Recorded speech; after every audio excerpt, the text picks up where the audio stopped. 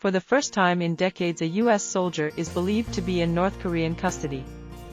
That is a scenario that could cause a diplomatic headache for the United States while it, alongside allies South Korea, tries to keep pressure on Pyongyang as the isolated nation ramps up its ballistic missile tests and bellicose rhetoric. The U.S. Army has identified the soldier who crossed the demarcation line into North Korea on Tuesday as Private Travis King. U.S. military officials say King, willfully and without authorization, crossed into North Korea while taking a civilian tour of the Joint Security Area, a small collection of buildings inside the 150-mile-long demilitarized zone, DMZ, that has separated North and South Korea since the end of the Korean War in 1953.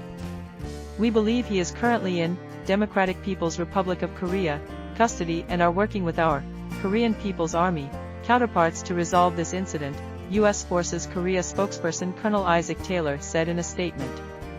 Here's what we know so far. Who is Private King? King is a cavalry scout who joined the military in January 2021.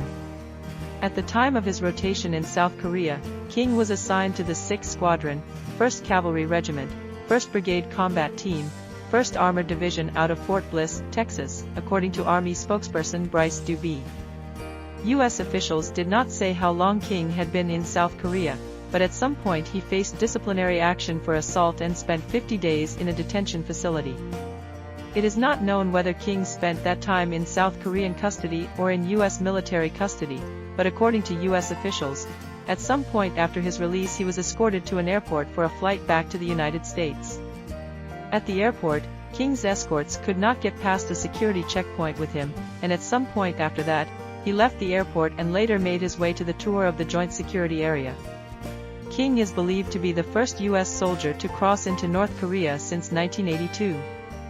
Why does this matter? Relations between the United States and North Korea have been fraught for decades, but things are particularly difficult right now.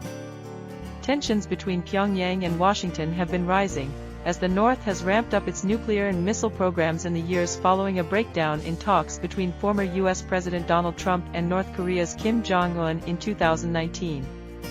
Those talks, which spanned 3 in-person meetings and saw Trump become the first sitting U.S. president to step over the same demarcation line King crossed Tuesday, ended without any meaningful diplomatic breakthroughs.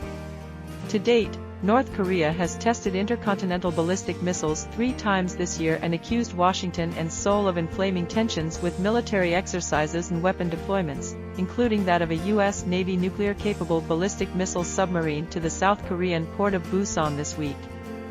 Last year, North Korea test-fired more than 90 cruise and ballistic missiles, including one that flew over Japan, in defiance of international sanctions.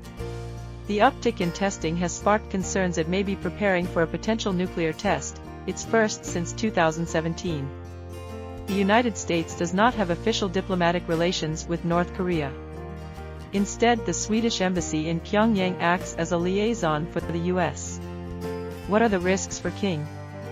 King is now in the hands of a notoriously autocratic and opaque one-party regime that regards the United States as a mortal enemy. What military intelligence value King could provide to North Korea is uncertain.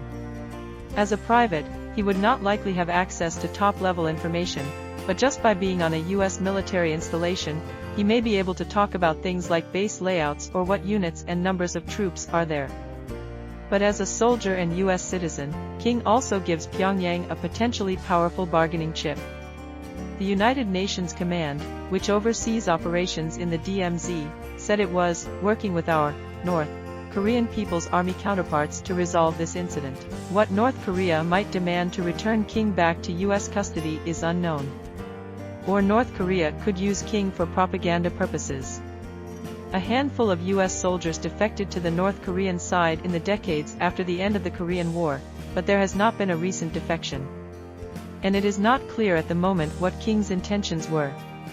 Even so, there have been plenty of more recent instances where U.S. nationals have come unstuck in North Korea or been held in custody, sometimes for long periods of time as U.S. officials try to secure their release and Pyongyang looks to extract concessions. What has happened in the past? The last American known to be held by North Korea was Bruce Byron Lawrence, who, according to North Korean state-run media, crossed from China into North Korea.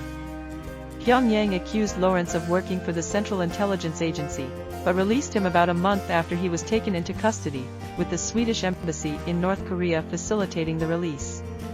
The most famous recent case of an American being held in North Korea was that of Otto Warmbier, an American college student who went there as a tourist in 2016. His planned 5-day stay turned into a 17-month detention after he was accused of trying to steal a political banner from his hotel. Warmbier was sentenced to 15 years hard labor on the charge, but was released to U.S. officials in 2017. However, Warmbier's physical condition was poor, with Washington saying he had been tortured in custody. He died less than a week after returning to the United States with severe brain damage. Perhaps the most famous case of a U.S. soldier crossing into North Korea was that of Charles Jenkins, a U.S. Army sergeant who crossed into the North in 1965 while stationed at a U.S. military unit near the DMZ. Jenkins later claimed to have regretted his defection and blamed the decision on alcohol. While in North Korea, he appeared in propaganda films, taught North Korean spies English and spent up to 8 hours a day studying the writings of North Korean leaders. He was allowed to leave North Korea in 2004, 2 years after his wife, a Japanese national who was kidnapped from her home in Japan in 1978, was allowed to leave North Korea under a deal between Pyongyang and Tokyo.